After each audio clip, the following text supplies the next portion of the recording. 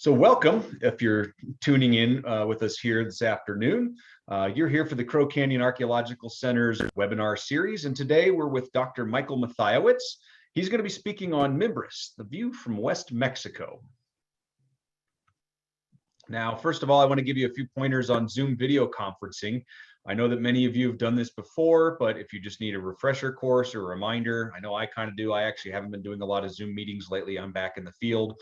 I had to spend a little time getting back into the swing of things. There's a few little tricks here that can help out. First of all, you can move the talking heads. You're probably seeing myself, Dr. Mathiowicz, and Taylor as a couple of little rectangles up in your upper right-hand corner. You can move those around. You can change the configuration, whether you can see all three of us, just one of us. And you can move those out of the way. If there's something on a slide that you'd like to see more clearly, you can push it to the right, the left, wherever's handy.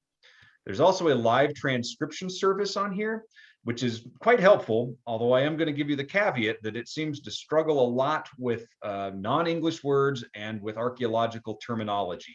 So you will probably see some rather unusual things pop up on there in the live transcription. We're not actually in charge of that, so fair warning. In addition, you can ask questions with the Q&A function. So you will find either at the top or bottom of your screen a toolbar, and on that toolbar, you'll see that there is a chat function, and in addition to that, a Q&A function. Now, for the Q&A, let's leave the Q&A as official questions that you'd like us to pose to Dr. Mathiowicz. We will save those questions for the end, but you can put those questions in there.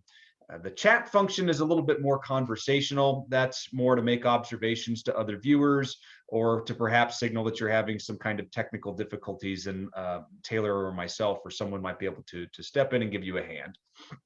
If you're having difficulties with the Zoom feed, you can head over to our Facebook page at crowcanyon.org/Facebook. This is also being simulcast on Facebook Live there. There's a few of the functionality parts that won't work the same, but you can still observe the webinar on Facebook. We also ask you to subscribe to us on YouTube. That's crowcanyon.org/YouTube.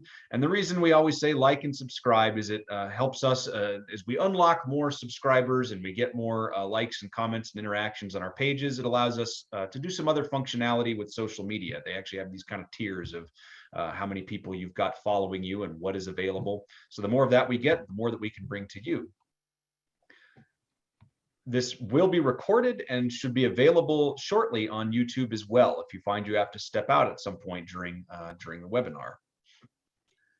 So we here at Crow Canyon, our mission is to empower present and future generations by making the human past accessible and relevant through archaeological research, experiential education, and American Indian knowledge.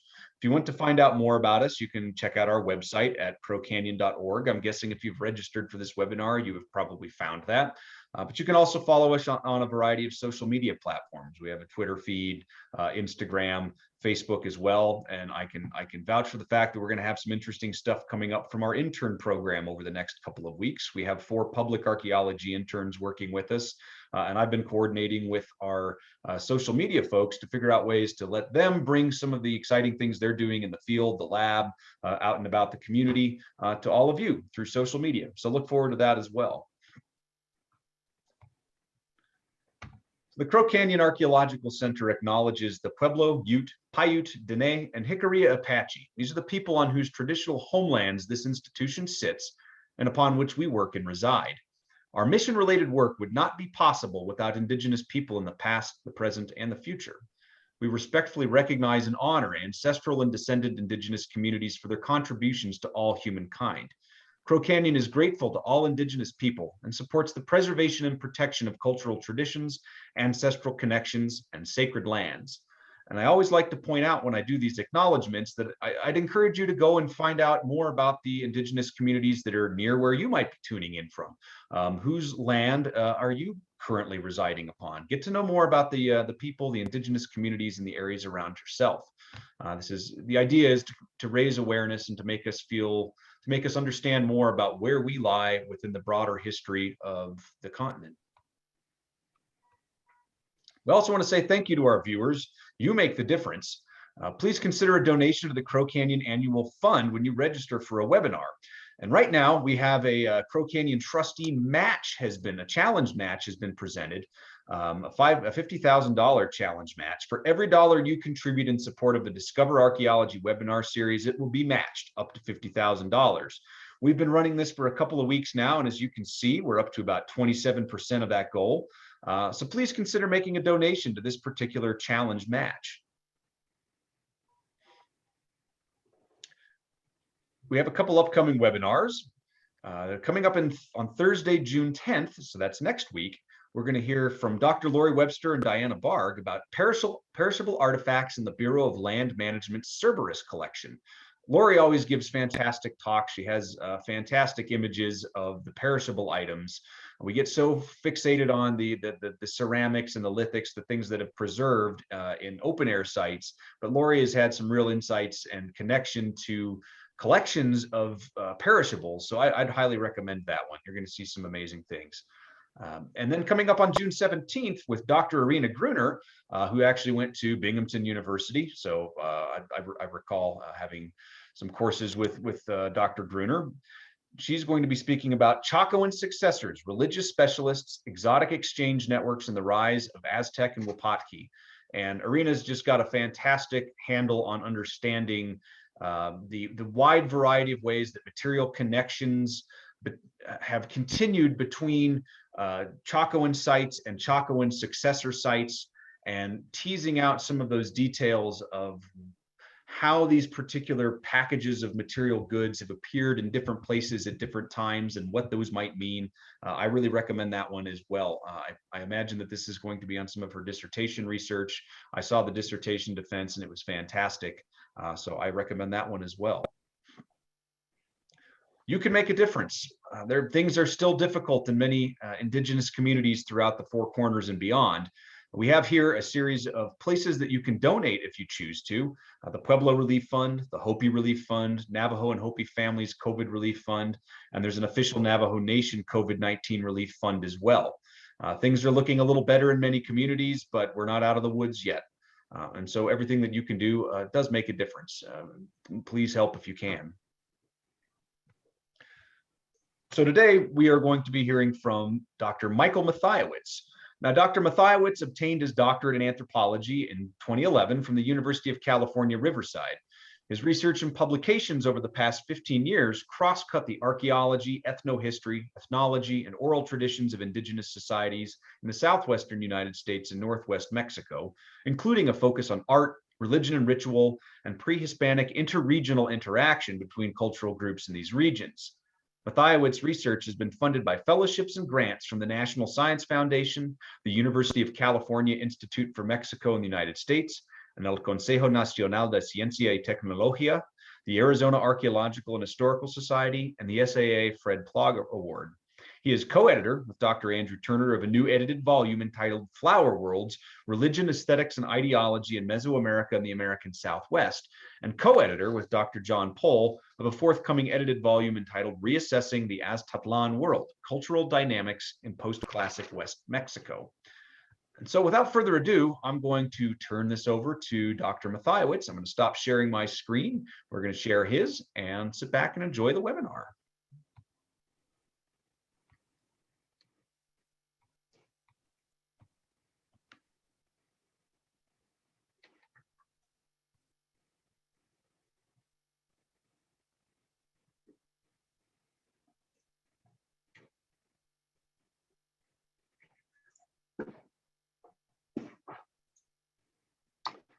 Okay, so thanks everybody for coming back after my long talk the first time.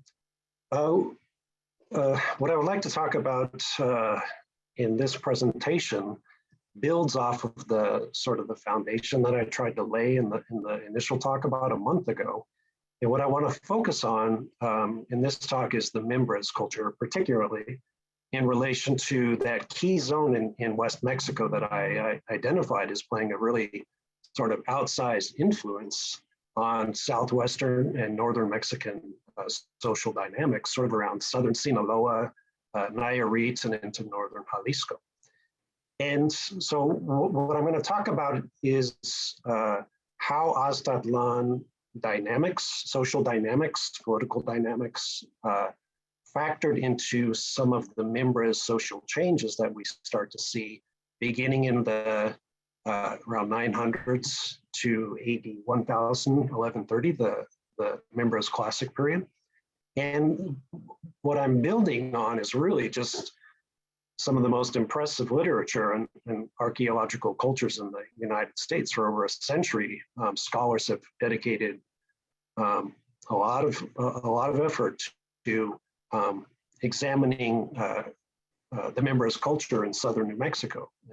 And early scholars such as Jesse Walter Fuchs really tried to lay the groundwork for integrating archaeological interpretations with ethnological interpretations as well. So trying to connect the archaeology to the ethnohistory and ethnology. And that's sort of what I'm trying to do as well. Now, so there's over a century of Mimbres scholarship that focuses upon particular sites, the Swartz site, the Galaz site, Man Ranch Ruin, Maddox site, and so forth.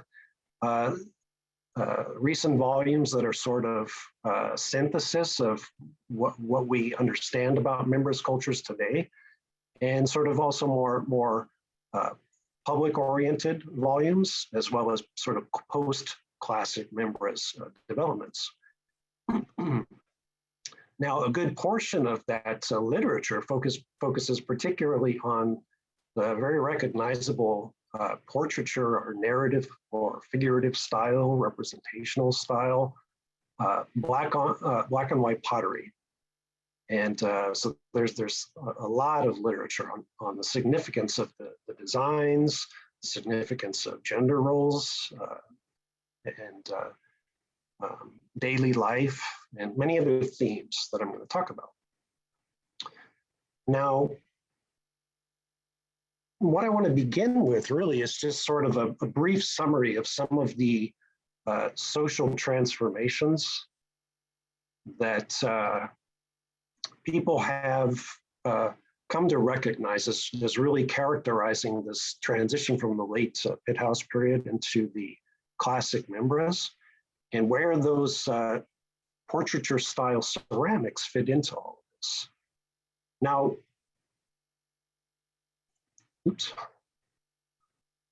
so the late Pit House period, and there's a number of, if you haven't seen Patricia Gilman give a number of recent talks on some of these social transformations, I'd recommend taking a look at those. But what they've characterized as taking place at around beginning in the 900s is that there's a significant transformation in social organization and political and religious organization that leads into the classic period. So we get this transformation from these subterranean pit house cluster sites, communities, often with these great kivas that subsequently were burned beginning in around in the 900s or so. So there's this dramatic transformation where we see this shift to above ground adobe pueblos with plazas, with smaller kivas, sort of concentration of populations in these sort of decentralized centers all up and down the Mimbres Valley and the Gila River and the eastern Mimbres region as well. But in these contexts, we see this fluorescence of these bowl traditions. And that's what I'm going to focus on in particular. Now, scholars have talked about how Mimbres societies relate to other societies in the southwest and northern Mexico and adjoining regions. So for example, the Hohokam, Michelle Hegman and Margaret Nelson have a discussion here in this particular chapter, looking at some of the relationships or connections between the Hohokam region, for example, and Mimbres. Steve Lexham has talked about connectivity or to the Chacoan region in recent talks on YouTube as well. And more recently, Patricia Gilman and Mark Thompson have looked at Gulf Coast connectivity to the Huastec region in terms of things like pilgrimage and macaw, scarlet macaw acquisition and so forth. And what I'd like to do today is look at even further south, but along the west coast of Mexico, to try to better understand what some of the connectivity with West Mexico may have influenced some of these significant changes. And in the process, hope to really start to lay the foundation for a new model that we might begin to build upon collectively. And so what I'd like to turn to is looking at where we see the very first types of representational designs in the Southwest. And we see some early examples in the Hohokam region that are pretty similar to some of the early Mimbres examples. Henry Wallace has talked about this as well. And in my conversations with him about this, this is sort of a synthesis of what he's come to explain. And what I understand is that we start to see some similarities in really rare though, in depictions of animals like lizards and rattlesnakes and horned toads, somewhere around between 700 to 750, but they're extremely rare portraits. Around AD 800 plus or so, you start to see some as well, but as he characterizes it, never really common. And most of these types of depictions occur on the interior of scoops and miniature vessels. Now, the period in the Hohokam region where we see more, where we see them most common, is around AD 930 to 1070. But even still, there's not much. You know, it's most common, but still rare. So less than 4% of the ceramics overall are these sorts of portraiture style, really basic depictions. So this is a Sakatone red on buff plate from around Gila Bend area that dates to around 950 to 1150 of a bird eating a fish, which is a really peculiar but common theme that we see. And we even get this in West Mexico of birds eating fish. Now, one of the subjects that Patricia Gilman and Mark Thompson, building off of Mark Thompson's research over the last couple of decades, is this idea that Mimbres people were adopting and adapting a new form of ritualism that was centered upon the Maya Popol Vuh. And their arguments in a series of recent articles is that Mimbres women were traveling down to the Gulf Coast region in Veracruz, the Huastec region of Veracruz, acquiring scarlet macaws and transporting them back to the Mimbres region. And this is just a really rudimentary summary. And in the process, bringing back Popol Vuh ritualism that they incorporated into the classic Mimbres ceramic designs. Now, not all scholars agree with this, and a number of people have offered critiques on this, on the Popol Vuh interpretation, which centers around these hero twins, sort of in their travels and travails in relation to this bird deity called Seven Macaw, or more commonly known as the principal bird deity. So Andrew Feingold, Brian Schaffer have written extensively on this in terms of a critique of this perspective. So this idea, which they trace through the iconography, is this journey to the Huastec region, somewhere in the Huastec region, where women traveled and obtained scarlet macaws and brought them back to the Mimbres region. Now, one of the things that I pointed out in my last talk a few weeks back was that when we look at the archaeological material culture that is showing up in the Southwest in terms of imported sort of prestige goods from Mesoamerica, things like copper bells, chocolates, and things like ball courts, you know, ideas revolving around the ball court, the ball game in the Casas Grandes region. A lot of that stuff is coming from West Mexico. And so what we need to think about then, if we're looking at these connections to the Gulf Coast, is we need to really understand what's going on at particular sites at particular time periods in the Gulf Coast region. Now, one of the things that we should consider when we look at the Gulf Coast, and I'm not really going to get into the details of any of that right now for lack of time, is that we need to, if we're going to make arguments about the presence of widespread Popol Vuh ritualism in the Huastec regions, we need to point out specific examples of where we see that. I am familiar with one example of Hero Twins iconography that dates to the late 1800s or so, but it's very spare. And for example, and that's at El Tajín, I should mention. And it's part of the ritual program of a particular ruler named 13 Rabbit. But at the site of El Tajín as well, we get a lot of flower world, or we get some flower world symbolism. So this is a panel at Structure 4 at El Tajín that Carl Taube has drawn attention to of flower world rituals. And these are entwined, paired, feathered serpents, basically lifting up a floral sun disk into the sky.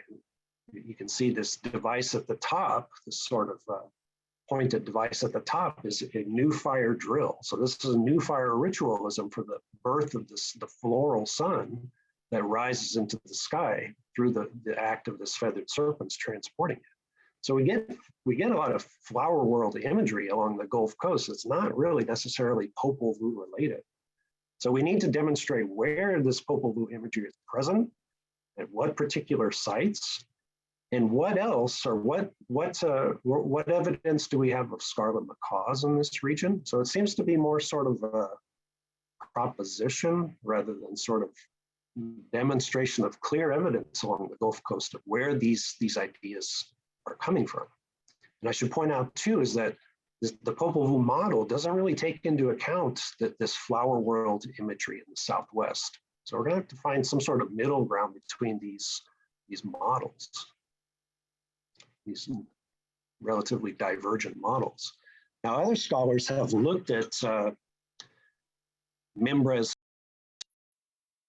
iconography and come to the opposite, or sort of a divergent or opposite conclusion, that there is a more Pacific coastal orientation. So Jed and Moyle had a very famous article in 1986 looking at fish. So they were trying to identify particular species of fish, and what they determined, fish depicted in the interior of vessels, what they determined is that some of these fish probably were acquired by Mimbres people from the Pacific coast around the region of Guaymas and Sonora, which is about 600 kilometers one way, 600 kilometer distance one way. So they're, and not all Mimbres scholars agree with this as well in terms of the identification of these species of fish, but still the specific coastal orientation. Now, one of the things I pointed out in my last talk is that when we look at the flower world ritualism, and Kellum mentioned the volume that I just co-edited with Andrew Turner through University of Arizona Press, we point out that a lot of the flower world ritualism that we see among contemporary indigenous societies is all up and down the Pacific coast. We really don't see any evidence of flower world all up and down sort of the northeastern Mexican region until we get way down into sort of central Veracruz at particular times too, particular places. So these flower world ideas all seem to have sort of a West Coast orientation. Now, the talk I'm giving today is sort of a elaboration upon a poster that I gave about a year and a half ago at the Southwest Symposium, Biennial Southwest Symposium in Tempe, Arizona. What I argued in that poster was that what we're seeing is in the Mimbres region is the adoption of portraiture ceramic vessel traditions in a much more diverse way when we compare the Hohokam and Mimbres examples, in a much more diverse way, and they're adopting it from the Aztlan core zone, a very particular part of the Aztlan core zone in Nayarit. Okay, so they're not innovators. They're basically imitators or inspired by these Aztlan traditions.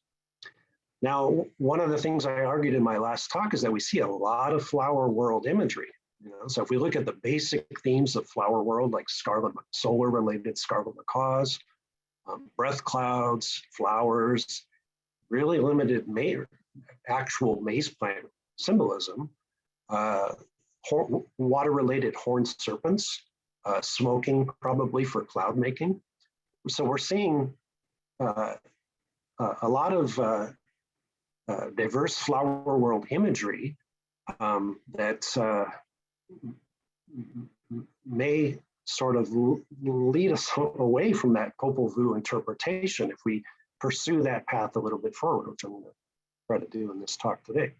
Now, so the flower world ritualism that we see is probably coming from the West Coast, along with imported copper, genetic connections, which I'll talk about, and possibly scarlet macaws along the Pacific coastal route.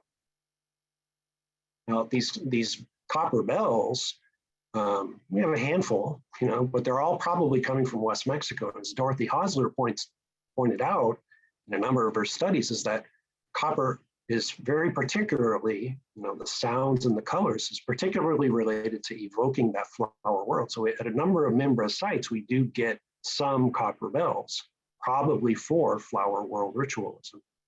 This is the Galaz ruin, McSherry ruin examples. Now, as I pointed out, to recap, the scarlet macaws that are coming into the Southwest, there's three basic routes that we can analyze. It's not coming through along the Sierra Madre Occidental. It's either coming along the Gulf Coast directly, as Gilman and Thompson suggest. It is either coming all the way down the Pacific coast through Nayarit, the core zone of the Aztlan region, down to the Isthmus of Tehuantepec in the Huastec region, in Oaxaca region, or if it is coming from the Gulf Coast, it could be cross-cutting, when we get into the northern Huastec region, cross-cutting this region here into the core zone. And so I'm going to talk about, this is basically through San Luis Potosi. So I'm going to talk about sort of what's going on in this area in relation to that portraiture bull tradition in this area. Okay, so again, so just to recap, Meredith Snow and Harry Schaefer, David Glenn Smith, published an article in 2011 in which they argued that some Mimbres populations, some Mimbres people are coming from far outside of this region, or they're most closely genetically related to populations outside of this region. One woman at the Nan Ranch site was most closely related to a Cora and Huichol, the people in the Cora and Huichol region, which is basically the Aztlan core zone, or within that immediate region. Now, the arrival of this woman, and there may be more, it coincided with when we start to really see that transitioning occur and the fluorescence of that bull tradition, that figurative bull tradition, as well as the flower world tradition. Okay, so genetic connections. So there's examples of women from the Mimbres area that are related to the Tarahumara region, to the Cora Huichol region, and even to the Nahua Atopan region down here as well. So there's evidence of gene flow from these different areas.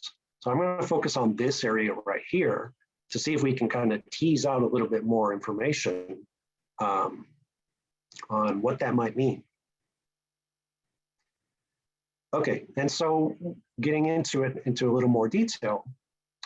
Now we want to look at these Mimbres bull traditions and relate them to this northern part of the key zone that I argued was the most important area for understanding Mesoamerica southwestern connections. Okay, so this sort of West Mexican intermediary. Now within this core region, which basically extends from Mazatlan all the way down to Puerto Vallarta, this northern part, which connects to the Ixtlan del Rio sphere, interaction sphere, this area right here is where we see the most diverse portraiture bull traditions. dating as early as around AD 850. That's when we really start to see it. Very different than what we see before that time. So it just sort of just seems to show up almost fully formed, along with a number of other changes, social changes.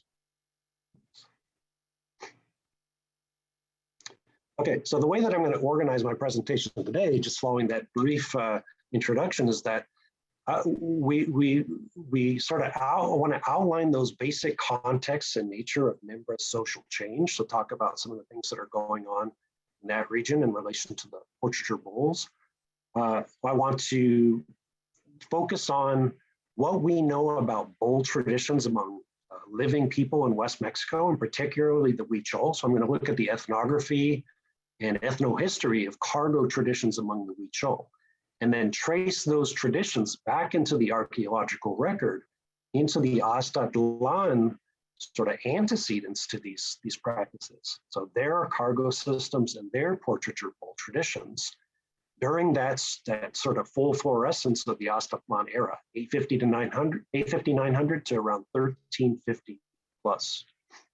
And so my proposal then is that the Mimbres bowls, the portraiture bowls, are basically West Mexican style cargo traditions, cargo systems that are coming from this very narrow region of the Aztlan core zone. And so I'll talk about both the Mimbres and Aztlan flower worlds and the portraiture bowl traditions that intersect with those flower world traditions. All right, so this is article that Michelle Hegman and colleagues, it's a snapshot of article that they just produced in 2021. And they look at a couple of sites, the frequency of the design structure of particular Mimbres ceramics from a few sites. So the Swartz site, the Maddox and Ruin and Nan Ranch site. And so there's a fairly high portion of vessels that have these sort of representational styles. So there's portrait styles, there's sort of more narrative scenes, there's rotational symmetry, and rotational symmetry with bands. So that around 33 to 36% of the vessels are of these sort of representational styles. And these fall under the category of style 3 vessels, but we do get some portraiture vessels earlier in time, style 2 and even some style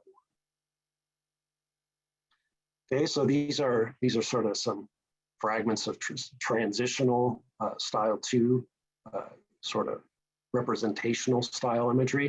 And these are some of the more widely recognized sort of full portrait on face bowl portrayals of insects, birds, animals, bighorn sheep, bear, and so forth.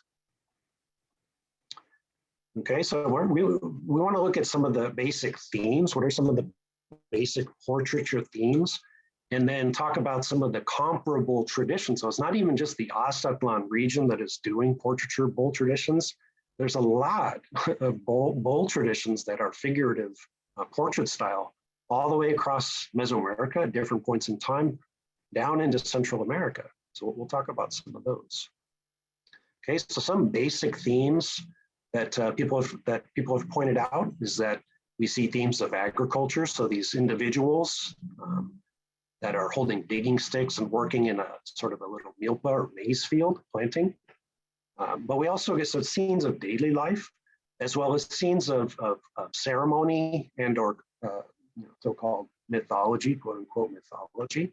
So socio-religious practices, so maybe ceremonies, people holding feathered staffs and rattles and so forth. Now, in a recent publication, 2018, by Michelle Hegman and colleagues, examining design analysis, trying to find patterns and make sense of where we see certain themes, the age range and sex or gender of individuals that are buried, that some of these bowls are buried with. What they found was that at all of the sites that were using these representational bowls, there was this remarkable homogeneity and unity in that all villages and even room blocks within villages shared the same suite of designs basically across the board. So everybody's participating in this figurative bowl tradition. Bowls are found with men, males and females, and people of various ages. And what Harry Schaefer suggested was that, and only in some particular villages are producing a lot of the pottery and then trading it outwards to the other villages, but still so that everybody acquires those homogeneous design themes, particular suite of animals and humans and so forth. And Harry Schaefer suggested that this sort of inter-village connectivity and exchange may have occurred in feasting contexts. Now, when we think about all of the variety of animals depicted in Mimbra ceramics, we might want to think of them as basically the suite of animals that occupy the ecosystem in the Mimbres region. Okay, so this is basically the Mimbres web of life. All animals have very particular functions within the ecosystem, things that they do, and things that they do in interactions with each other that basically sustain that ecosystem and keep it into balance. Okay, so any disruption in the roles that these animals play could cause disruption in that ecosystem and in life itself. Okay, so the Mimbres bowls really portray just a wide suite of the animals that occupy that ecosystem. And what I'm going to suggest as I get into this Aztlan discussion is that what we know about Aztlan cargo systems is that the bowls, the animal and the deity bowls, they're not just depictions of those animals in the interior. The bowls with those portrayals are those beings. Those are those beings alive. And so the people that use these bowls are basically cargo holders who enact the role of those animals or the role of those gods. They take on that role and they do the things, they replicate or enact those things that those gods and animals did. So I think that's something similar to what we're seeing with the Mimbres bowl traditions, is that these are probably cargo systems where people are taking on the role, across in all these villages of those animals within that ecosystem to ensure that those behaviors keep that ecosystem in balance. And that balance basically brings that flower world into fluorescence, into being. Okay, so when we think about bowls, we look at some of the ethnography in the Southwest or some of the native paintings. These are a couple by Charles Lobato from Kiwa Pueblo, Santo Domingo, where bowls are portrayed as basically like wombs. These are places of emergence. Okay, so the womb is akin to a bowl from which life emanates. So this is a bowl right here from which all animals emerge. So if we think about this in relation to those Mimbres bowls with the animals inside of it, they're basically within this sort of womb. Okay, so they're materializing from within these womb-like bowls. Now, these sorts of bowls, when Will Russell pointed this out to me, Lindsay Shepard had a little blog post on these Mimbres mobiles that we see, sort of these very rare Mimbres mobiles that we see portrayed in the interior of these classic Mimbres ceramics, where these people are carrying around these sort of staffs with these little fish and birds and so forth, canines, dangling from them, as if they were enacting sort of ritual dramas using these animals. And so I think that what the bowls themselves are doing with those animals is that people are using those bowls in sort of community ritual dramas, telling the story of those animals, the life history, the behaviors of those animals within paying attention to animals, maybe in rituals that describe, how animals got their spots or, interactions and so forth, just sort of like allegories, I guess. Now, what we see in some of these Mimbres bowls are not just humans and animals, but particular deities. One in particular, which I believe is on Provenience, but very widely published, is this sort of striped figure. This other figure right here is a recognizable horned serpent, serpent that occupies basically water, sources of bodies of water. So this one is depicted with fish tail and fins and so forth, probably to evoke that watery aspect of this horned serpent deity. This being right here, other people have recognized is a deity or a figure known as Koshari. So these are essentially god bulls, god cargo bulls. You can see out here he's wearing a horned serpent headdress. Now, who is Koshari? Well, I have a series of articles coming out on a lot of these different themes. Koshari, these Mimbres bulls, Aztlan bulls. Koshari is the alter ego of the Sun Youth. So this is, I talked about the Sun Youth in the Casas Grandes region, this dance standard that people parade in the corn dance. This is the alter ego of the young sun god. So he's the jester and musician of the sun, and the Koshari leads the Katsinam back to the pueblos. One of the roles of the Koshari, the clown aspect of the Sun Youth, is to sort of manage the horned serpent. So in times of drought and flood, it sort of calls in the horned serpent to kind of maintain or alleviate that drought or flood. Okay, so these two deities are really intersect or interact with each other. So this is one example from Nambwe Pueblo ethnography, where the Koshari calls upon the horned serpent of Anu in times of flood or drought. And those probably what's happening in the Mimbres region as well. Even though these bulls weren't found together, it's really the germs of what we start to see in the Casas Grandes region later in time. So Mimbres people are starting to do sort of Sun Youth style ritualism before Casas Grandes people are. There's no real evolution towards that, sort of like phases or stages.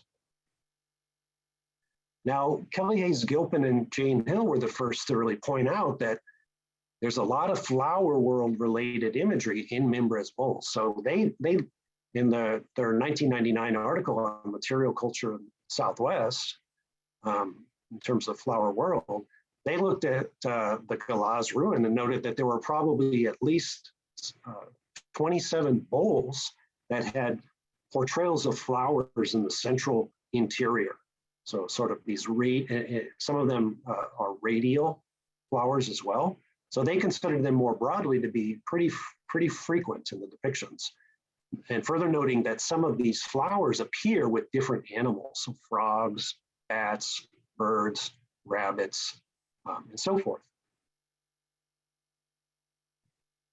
Now, these examples of probable flowers, if we look at the Galaz ruin, they depicted some and they didn't really list all of the ones that they were thinking of, but these are the types of images that probably are most clearly portrayals of radial flowers. These images here. Some people might say, oh, that could be a cross section of corn, maybe, but probably flowers. And these are the animals like frogs, birds circling these sort of lobe-like designs. This one right here as well. These are just some. This is a Swartz ruin. So Cosgrove's illustrated, Harriet Cosgrove illustrated a number of these as well. So all these are basically radial flowers within the interior of bulls on animals, because these animals are related, their behaviors are related to bringing that flower world into being, to presence. Okay, so other examples of flower-like imagery, Man Ranch Ruin, Treasure Hill, Cameron Creek. This is Cosgrove's illustration of a vessel in the Smithsonian, a little rabbit-like kind of hybrid creature carrying this little flower-like thing on a stick or stem. Now, in looking at, I don't have access to MIMPID, I have access to the Mimbres archive, but looking at the Mimbres archive, the predecessor, a lot of these sort of open flower-like bowls, like this one here, are found at many different Mimbres sites, classic Mimbres sites, and this isn't even all of them, but just to illustrate that this is just some, and it's pretty widespread. Now, this idea of ceramic vessels as open flower blossoms is not unique to the Mimbres area. Carl Todd has pointed out further examples of these sorts of bowls across Mesoamerica. So this is a Cholula polychrome with a big yellow flower in the center. This is an Aztec bowl with a big flower blossom in the center as well. So other cultures in Mesoamerica participating in this flower world sort of broad ritualism sort of are doing the same sorts of things in their flower world traditions. We can look at later, post Mimbres, Hawi Ku bowls where there's a big flower blossom situated in the center of this Hawi Ku polychrome bowl. So it's the same concept. Now, some scholars have pointed out that what the term, correct term in the literature is this sort of feather fan design, this radial design, which people have likened to sort of a spray of feathers, you know? So what these could be is they could be feathers, but we have to think in terms of the ethnography. There's examples of feather clusters that are basically characterized as blooming flowers. So Fred Caboti described a cluster of feathers of a macaw as being equivalent to or akin to a cluster of blooming flowers. So even if this is feathers, they could be evoking a blossoming flower with those feathers. You know, so these intersecting metaphors, you know, which we might find in looking at sort of this opening radial unfurling flower. So the map I showed didn't even include these feather-like or fan-like designs as possible flowers. Now, other examples of flowers aside from those radial feathers we might want to think about is if we take some clues from Mesoamerican iconography, flowers also occur very commonly as sort of these four-lobed elements, these quatrefoil flowers. So going back to the Olmec, so this is examples from Oxtitlan Cave of this four-lobed flower with an individual, probably a deceased ancestor as the aroma within that flower. At Tikal, a vase from Tikal, Carl Todd pointed out, is these intertwined feathered serpents with water pouring from the mouths, surrounded by a bunch of quatrefoil flowers. In post-classic ceramics from Huitzil, Oaxaca, Sanchez characterized these four-lobed white designs, central dot, as a complex of white flowers. Okay, so we can get quatrefoil flowers potentially in Mimbres ceramics as well. And so what we see in some bowls are these little sort of floating quatrefoil designs that probably are flowers. El Paso Museum of Archaeology bowl here. Now we see these sorts of flowers in Kelly Hayes Gilpin and Jane Hill's article. They pointed out that this quatrefoil design on the bat wings of a classic Mimbres bowl is probably a flower, and I agree. And most recently, Andrew Turner, in looking at Mesoamerican iconography, so this is the ball court ring, shows a bat also with flowers on the wings, and he drew comparisons, you know, saying, oh, it's a pretty similar concepts. And this relation between bats and flowers probably relates to their role as being nocturnal pollinators. So there's daytime pollinators and nighttime pollinators. Now, these sorts of little quatrefoil white-like flowers, medallions, sort of these circular medallions, show up also very limited range in Casas Grandes vessels as well. So this is an example from Townsend publication where it shows two scarlet macaws surrounding this sort of quatrefoil flower-like design. Now, with all of these potential flowers, it's no mystery that we also see a lot of portrayals of pollinating insects and animals. So not just bats, but also butterflies, moths, and various insects in the ceramic bowl. So all of these types of pollinating animals and insects probably relates to that role in pollination in bringing that, that sort of bounty on the flowering landscape. Now, this is a recent publication in the far eastern Mimbres region. Carota and colleagues published this little shirt of this sort of insect, sort of butterfly-like insect landing on this vegetal stalk. Okay, so pollinators.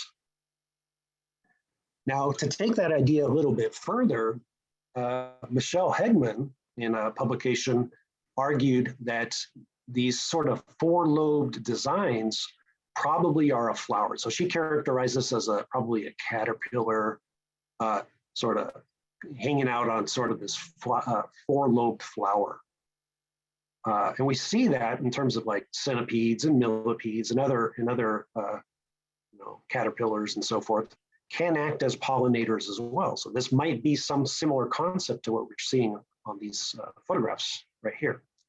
Now, these other design elements, these sort of radiating designs, would possibly be what Carl Thomas characterized as directional spirit paths. We see in other flower examples, for example, in Yatki polychromes, Hopi area, these flowers with these sort of radiating spirit paths, sort of like roads upon which ancestors travel, incense, and he also characterized this radial fan as a flower with directional spirit paths. Okay, so there's a lot of different ways that these sorts of flowers can manifest in Mimbres art. Now, going back to that design that Michelle Hegman characterized as a flower, we look at that in the Mimbres archive, these are characterized as cloverleaf-like designs. Now, if we think about them as being probable flowers with radiating spirit paths, we can see them again at a number of Mimbres, classic Mimbres sites. And that's not even in addition to the radial flowers that we see as well. So there's a lot of diversity and a lot of range. Now, this is just me looking at the Mimbres archive. I'm sure once we start to look in all the ceramic collections, we're going to find many more examples of these sorts of flower designs across the Mimbres world.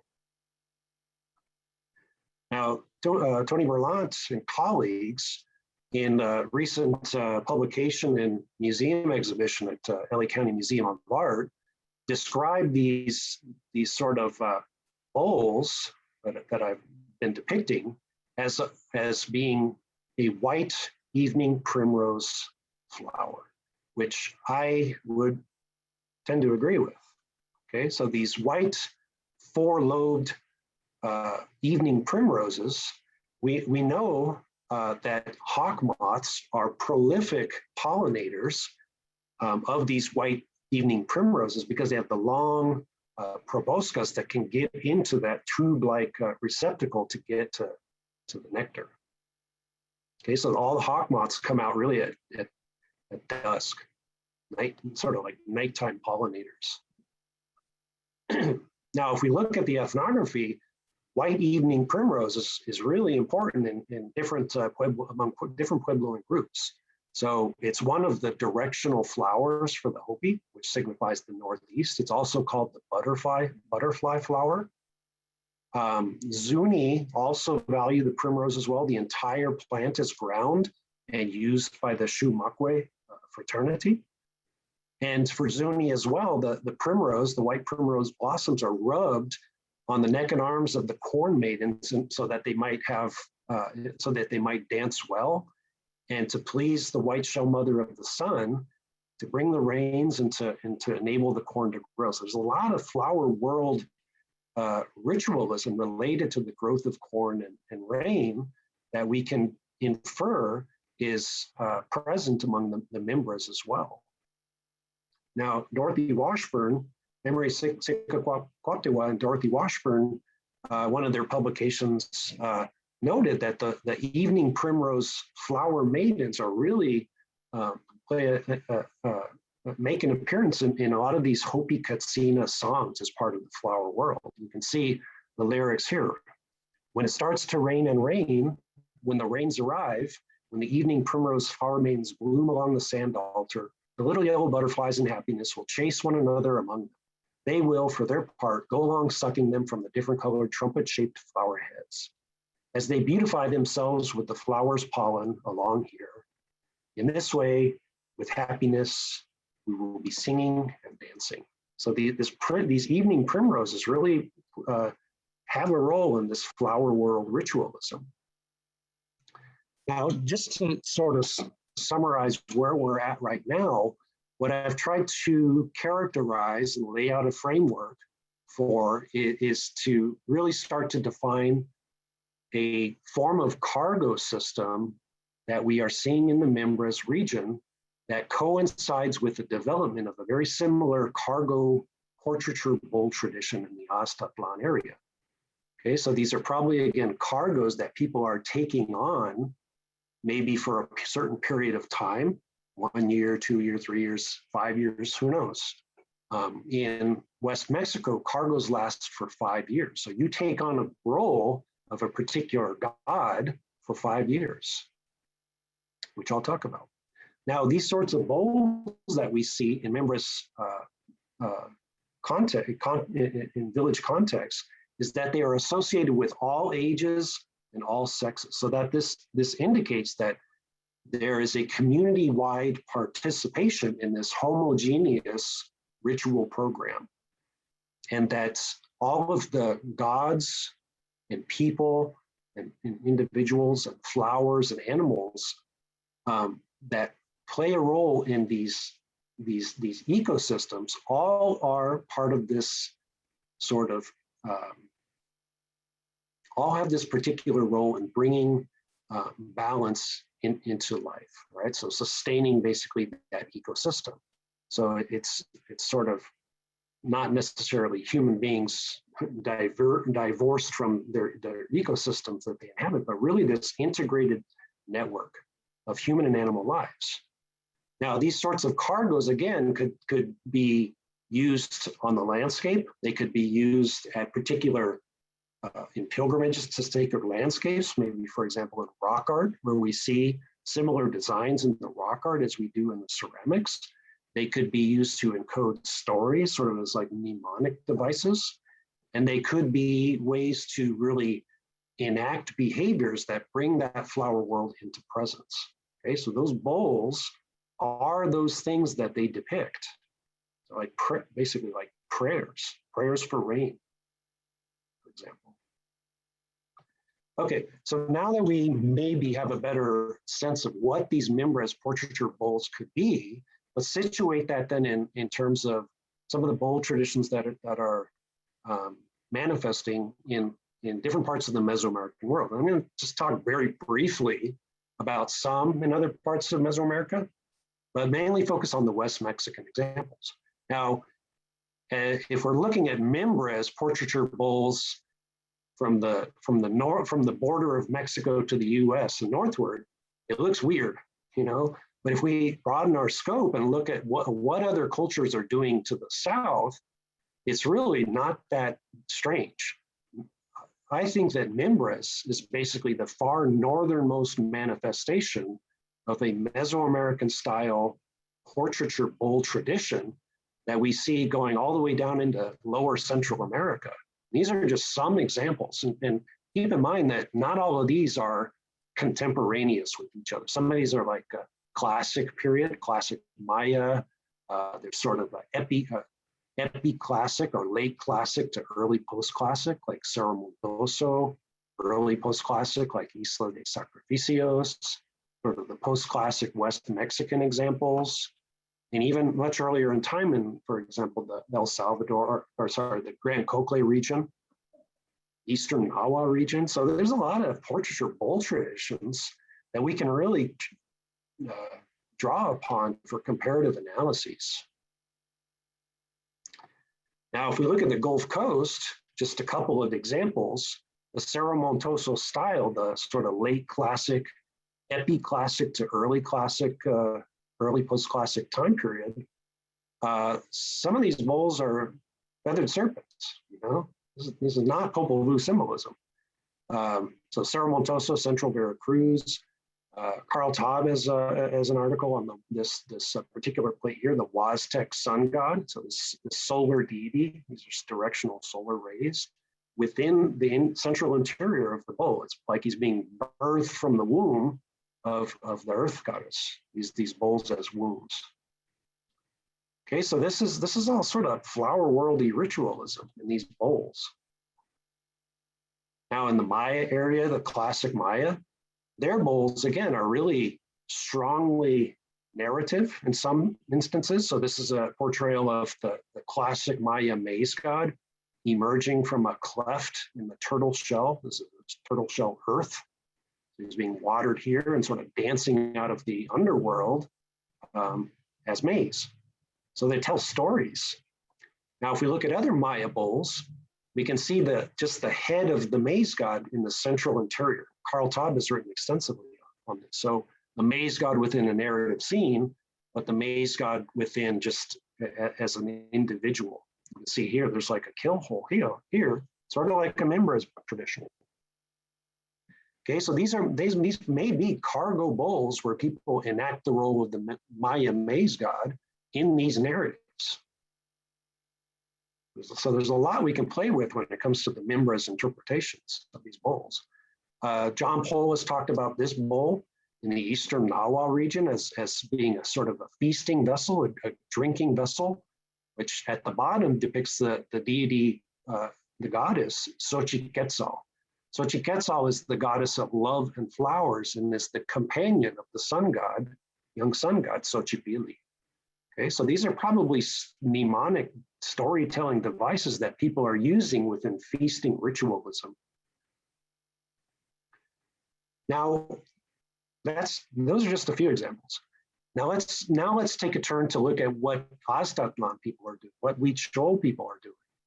Now, what I argued in my previous presentation is that of this broader Aztlan region, this region along the Pacific coast and into the highlands, it can be characterized as being probably the ancestral Cora and Huichol subregion of the Aztlan interaction sphere. So this might be the Coscan region, the Tepehuan region, the Tecuesche and Coca region here, Nawa region here.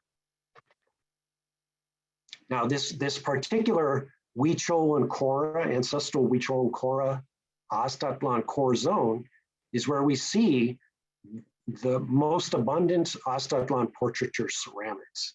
And I've seen a number of collections from all across this region. And most of the best examples that we see are concentrated in this region. Now we have to keep in mind that Aztlan archaeology is really in its infancy. So there's a lot we don't know.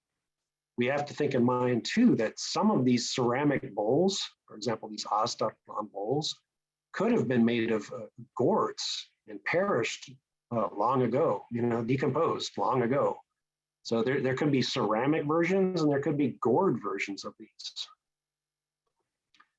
Now, what I've been doing, trying to do over the last 15 plus years is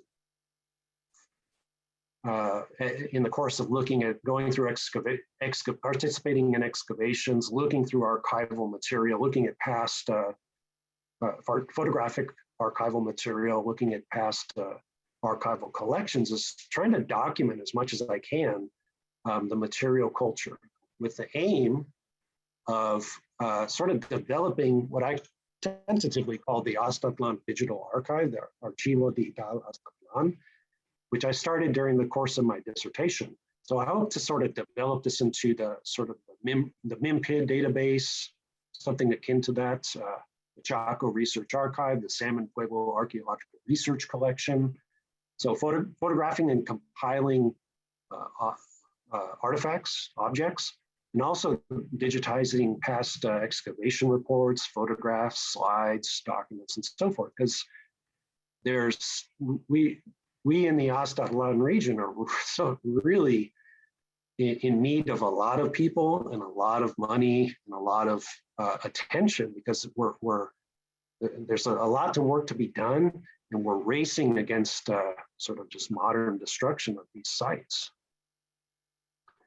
Now, we as archaeologists benefit from a lot of the ethnological research that was conducted by pioneering scholars like Konrad Theodor Preuss, Robert Zing, Karl Lumholtz, Leon Degay, and these people who went into the field and lived among the Huichol and the Cora and so forth, and wrote extensive documents on their observations. Now, this period sort of ended in the 1930s or so, and we get to a period of the 1960s and 70s, what Johannes Neurath has characterized as shamaniacs period. But in the last couple of decades, we've seen a resurgence of really on-the-ground historically focused research in the field among the Mexicaneros, Tepehuan, Cora, Huichol, and so forth. Mexican and American scholars. So there's a lot of ethnographic information that is going to be important for understanding what is happening in the archaeological record. You can't understand the archaeology without the ethnology and the ethnohistory.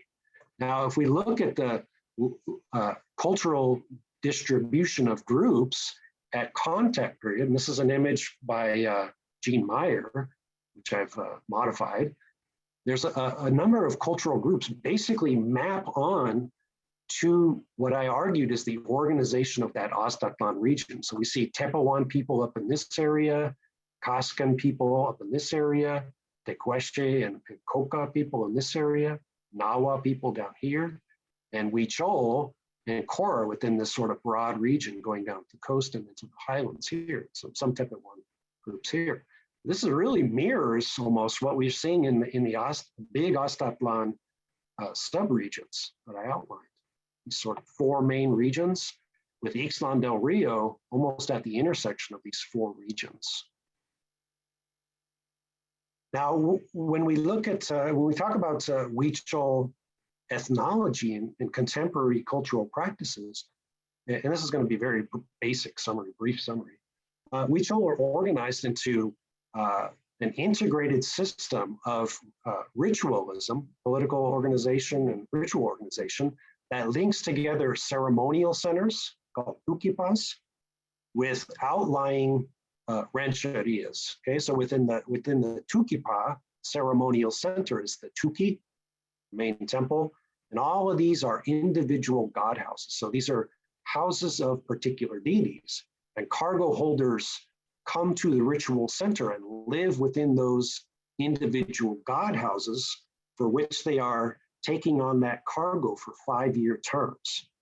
And in that process, they are curators of one of those god bowls in that god house that resides in that god house. So these god houses are called shirikis. The main temple is called the tuqui, and the complex of temple and god houses is the tuquipa.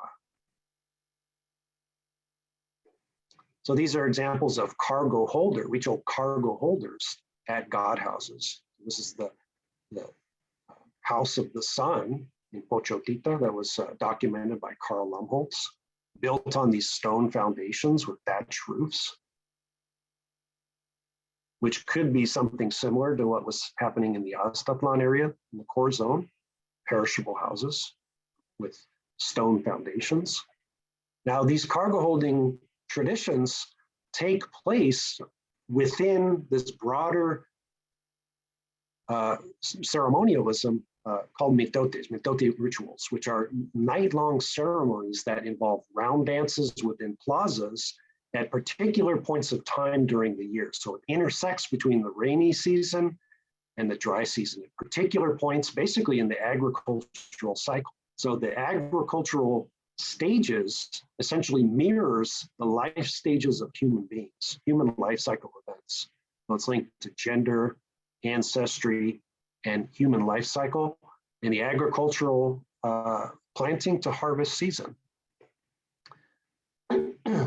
And these mitotes, this annual ceremony cycle, help to facilitate the return of the ancestral rain spirits, which is very, very similar to what we might imagine for Katsina ritualism as well. Now, these cargo systems, as I mentioned, involve these tukipas, these ceremonial centers, and outlying ranches, so family compounds, family rancherias. And as a cargo holder for Huichol, you take on the role of a particular ancestor god for 5 years. So your term of office is 5 years, and after each 5-year term, you can take on the role of another cargo, of another deity.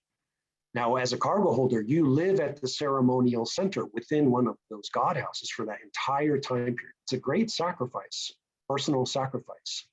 But through those cargoes, you become basically an austere elder. Now, what we know from the ethnology, and all this is sort of a summary of the ethnologists, Johannes Neurath, Olivia Kendall, Carl Lumholtz, Robert Zing, and others have talked about.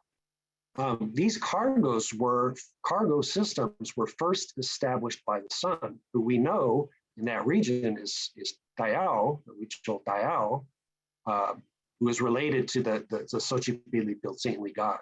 But within these centers, your cargo is basically dreamed or selected by a council of elders. So you become a living god, a living ancestor god, through these cargoes. And you curate and take care of these cargo bowls, which are called hikaras or shukuri. So as a cargo holder, a bowl bearer, you are a hikarero or a peyotero or shukurikate. So peyotero refers to your role as a cargo holder in embarking on the peyote pilgrimage, which we know, as I mentioned in the last talk, is a ritual program involving cargo holders that go to the east to observe the birth of the sun at dawn, the first ordering of the world, basically. Now, cargo holders most often are young men, but they could also be older men, they can be women, they can be children, and they can be toddlers. Males can take on the role of female gods, but females cannot take on the role of male gods. So you can hold simultaneous cargoes. You can have 2 cargoes at one time. And again, involving these bowls. So at any age, just like what we're seeing in the Mimbres area, with the interment of Mimbres bowls with many different age groups. Now, Olivia Kendall has written pretty extensively on these sorts of ritual bowls, in that these are essentially microcosms of the world. So the ancestor god, the designs in the interior of these bowls are worlds among worlds unto themselves. Now there's different types. There's effigy bowls. These are the ones that the cargo holders curate as divine ancestor gods. These are the ones that they use within these broader ceremonial center and rancheria ceremonialism. Votive bowls and their designs are sort of like prayers in a way, in that the designs are for deposition at places on the landscape or specific outcomes. So there's designs that you take to particular areas where ancestor gods reside as offerings in a sense. So it's a system that's integrating people with vast extents of sacred landscape across West Mexico. Now, aside from these, effigy bowls and votive bowls are those that are used in domestic contexts and those that are made nowadays for commercial use or just for artistic purposes.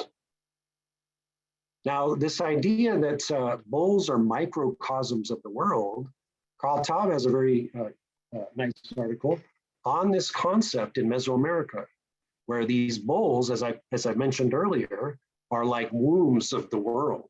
So this is an Aztec earth goddess, an earth deity, where her loins is essentially this bowl. So from the earth, the womb of the earth, life emerges. So these bowls are basically like wombs of the earth from which life emerges. Now, what Olivia Kendall has pointed out is that these bowls, now mostly gourd today, were made, were ceramic in the past. So this is really important for when we're looking at Aztlan ceramics. Okay, so these are supernatural wombs. You can see this little coin with the sun. So the sun is basically born from the womb of the gourd bowl. Now this is a beaded example that's made for the tourist market that Carl Top illustrated in his 2009 article. Okay, so butterflies and birds and animals and peyote at the center.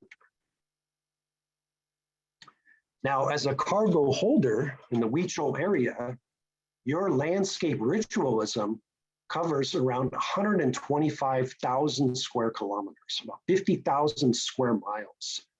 And so this is the Huichol ceremonial centers with the 4 directions. So Lake Chapala, Wirikuta in San Luis Potosi, and a particular mountain in Durango here. And as a cargo holder, you have to go to all of these places to make offerings. So you're basically defining your territory, defining your historical territory through, as a cargo holder, through the recounting of stories when you visit all of these places. So it's through memory, through song, through repetitive use, just like we're seeing in the Pueblo world as well.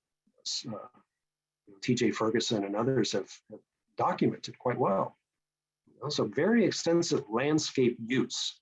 A lot of these sites, I should point out, are threatened today with destruction by modern developments.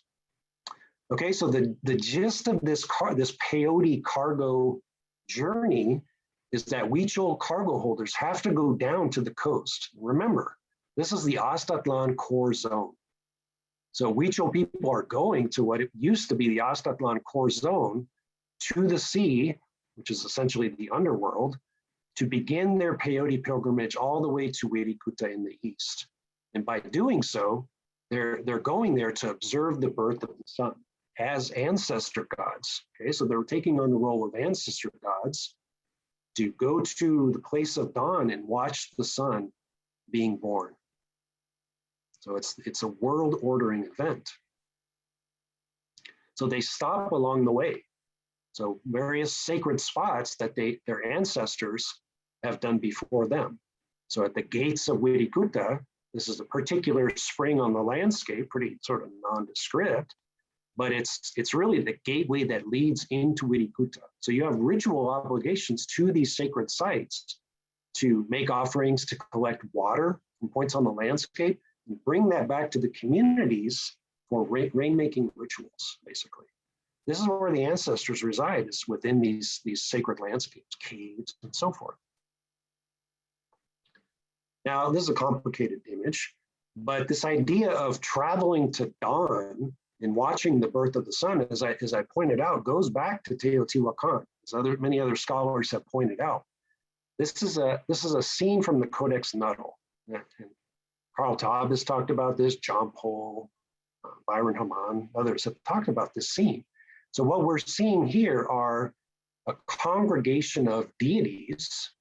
So the archetypal priest, Two Dog, the wind god Ehecatl, Nine Wind, the deity Xochipilli, Seven Flower, the oracular goddess, Lady Nine Grass, and the Mixtec sun god, One Death, all congregating around this fiery pyre. So this big burning ball right here.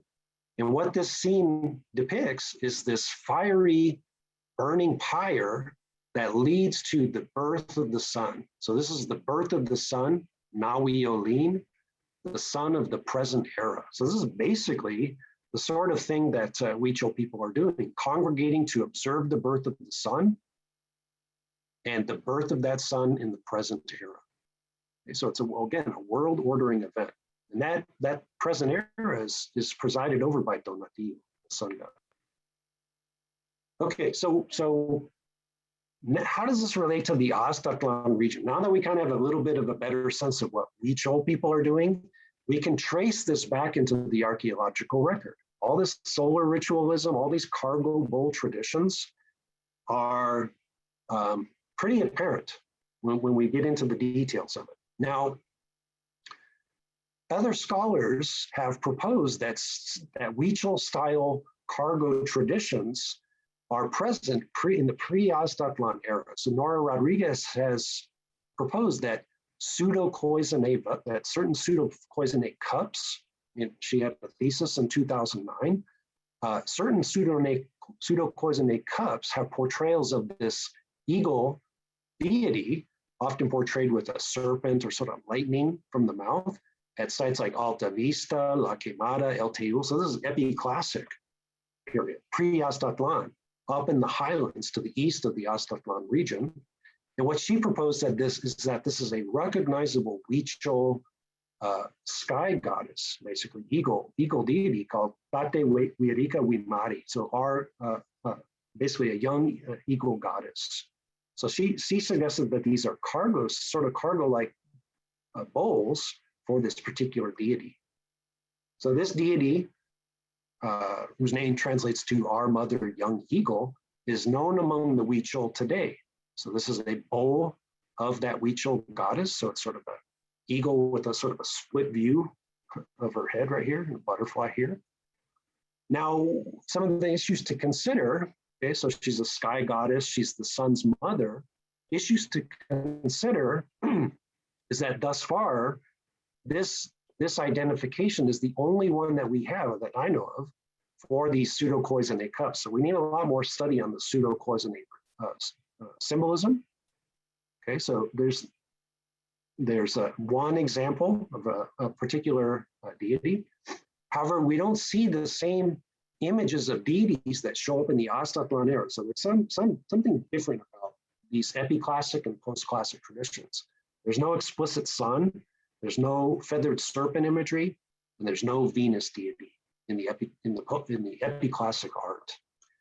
Now, what changes during the post-classic period is that we see this shift down to the coast and to these decentralized centers all across the Aztlan region, where we get the most solar symbolism, again, is all up and down this Pacific coastal region between Mazatlan and Puerto Vallarta. And I showed this in my last presentation. So a lot of solar imagery, the sun on this ladder that he ascends and descends into the underworld, to and from the underworld, these solar Tezcatlipoca, solar discs, portrayals of the sun god. Now we see images of the sun in art that we can trace back to the ethno-historic period. Now this deity Xochipilli that is prominent in this Cora Huichol region is illustrated in a 1673 map, sort of a cosmogram, by the Antonio Arias de Saavedra, who was who worked in this region as I believe, a Jesuit in 1673. And so what this map portrays is this sun god of the East. This is the Cora center of power, the Mesa del Nayar.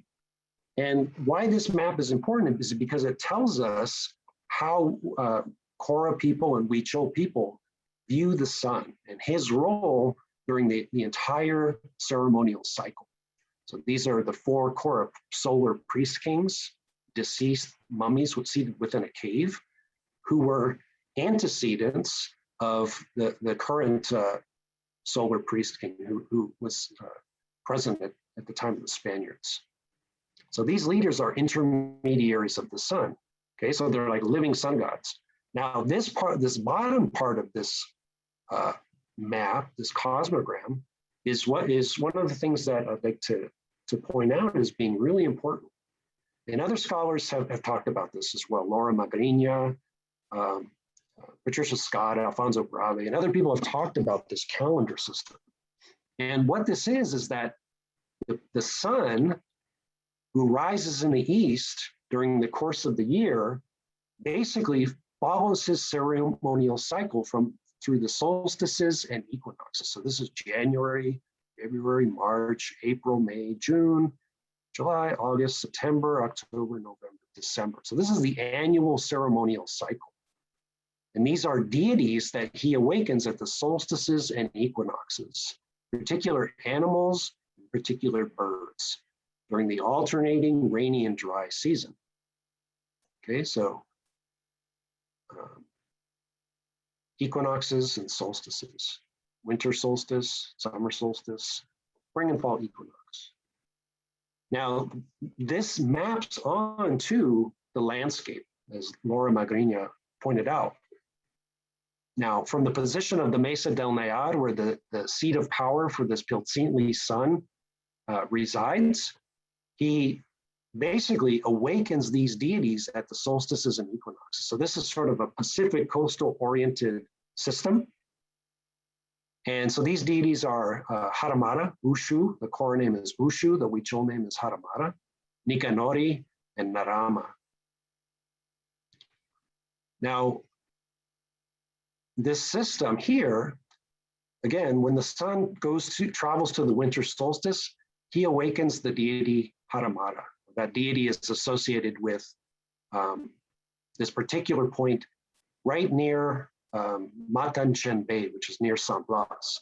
What's important about this is that this is where the Huichol cargo holders begin their pilgrimage to Wirikuta. They travel to a particular rock right off the coast that is the representation of that sea goddess. This is the mother sea goddess. So Haramara, the Kora Ushu, is this white rock that is right off the coast of San Blas. This is where Huichol come down to the coast to begin their peyote pilgrimage as cargo holders before they travel to observe the birth of the sun. So again, these traditions, these Huichol traditions are going back into the early ethnohistorical record. So Haramara. Now, right on the coast there is this cave shrine. That's where basically the cave of Haramara. This is her little god house. It's unroofed here because periodically, mysteriously burns for various reasons. Now, Haramara, this is the cave shrine of Haramara. Okay, so Huichol come down, take the boat across from San Blas, follow the trail to the cave shrine, and then go down to the coast and make offerings to this white rock, Haramara, the embodiment of Haramara. And then they travel to Wirikuta. Now, why this is important is because this is right in the center, right in the middle of this Aztlan core zone, the solar worship, where there's a lot of evidence of solar worship, and the key zone of these portraiture bowl traditions. So I think that these Huichol cargoes down to the coast probably are pretty closely related to the Aztlan cargoes using bowls as well. So we can probably trace this back into the pre-Hispanic era. Now, what's so neat about this, this sort of framework of ideas is that people can travel, Huichol people can travel to Wirikuta. They can fulfill these sorts of cargoes by not even leaving their patios. And the way that they do that is through work. If you remember what I talked about in my first presentation is that labor brings that flower world into existence. So there's all these things you have to do. Dorothy Washburn has a nice chapter in our Flower World volume. David Shorter and Felipe Molina have an article as well. Alan Sandstrom have talked about labor as being important for bringing Flower World into existence. I have a publication on weaving, textiles and weaving, and how weaving can basically serve as a microcosm of that cargo holding ritualism. Okay, so in the Aztlan era, we see this explosion, virtual explosion of weaving paraphernalia, spindle whorls, picks and combs and so forth. So these weaving traditions are showing up hand in hand with these cargo and flower world traditions. Now, what this means is that for Huichol today, their loom is basically a microcosm of the world. The bottom rung of that loom is that represents that rock, that goddess Haramara in the sea. The top part of the loom is the east in Wirikuta. So this is the hill of where the sun is born, this crossbar here. And then this is just beyond that hill in Wirikuta. So as people, as women are weaving and completing their textile as it goes to completion up the loom, they're basically following that cargo holding pathway to Wirikuta to watch the sun being born. So you can be sitting in your patio visiting all of those sacred sites on the landscape, which is what these sticks represent, sort of like a ladder leading up to Wirikuta. So there's all kinds of metaphors built into this loom. And so the labor itself basically brings the flower world into existence. It's loaded with planting ritualism or planting symbolism, colors like black and white threads for clouds. It's related to the birth of the sun. It's related to pilgrimage to dawn. It's related to the human life cycle. So all of the things that characterize the cargo traditions and the human life cycle and the Midote ceremonial cycle of the year are embedded within that loom. So Huichol women and the children that they teach in their patios basically are basically teaching the children where they're going to be stopping at those sacred spaces on the landscape. So they're journeying to Wirikuta as they weave, basically. So the landscape ritualism is built into the loom. So I have an article that on that came out a couple of years ago on weaving in West Mexico. So the implications for this is that we can look at the weaving paraphernalia in the Aztlan world and draw inferences based on the ethnology and ethnohistory about how Aztlan people view their landscape and use their landscape, and make the inference or draw conclusions that those Aztlan weavers probably themselves wove themselves into that journey to Wirikuta. Okay, does that make sense? Okay, so this region right here is really instrumental to what we're seeing develop into Huichol ritualism, cargo ritualism, where those portraiture bowls are found. Okay, so that's sort of a backdrop. Okay, so in that area, again, we see a lot of bowls with portrayals of animals, portrayals of people, not as many narrative scenes as we see in the Mimbres area. But again, there's so much we just don't know yet about this cargo system. Now, where that rock is, that Haramara is located right off the coast of San Blas, is within very close proximity to one of the major Aztlan sites of Chacalilla. And Michael Ornesorgen ran a project there for 3 seasons back in the early to mid 2000s, of which I participated on 2 of them. Okay, so we're gonna talk about that site quickly. Now this is a picture of Chacalilla. It's located on top of a hill because of the abundant flooding during the rainy season. A lot of rock art in terms of spirals and so forth. So this is me in 2005. And this is our field season in 2008, where you can see the location. This is just a little mound on a big platform high above the coastal plain here. And so this is a sort of a back site view of that place. And you can see that this area right here is a massive elevated earthen mound. So it took a lot of work to build this huge, massive level platform. Okay, so that huge elevated platform right here, the photo I showed is from right here. So this is a huge ceremonial center that's artificially constructed atop that basically volcanic hill. This is some earthen mounds.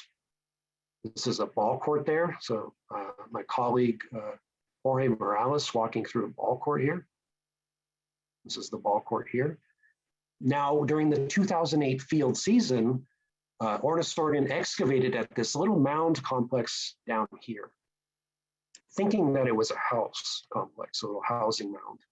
But what it turned out to be was basically a solar observatory, the circular mound oriented to this north-south oriented mound with this stone, a modified stone placed directly in the center, due east.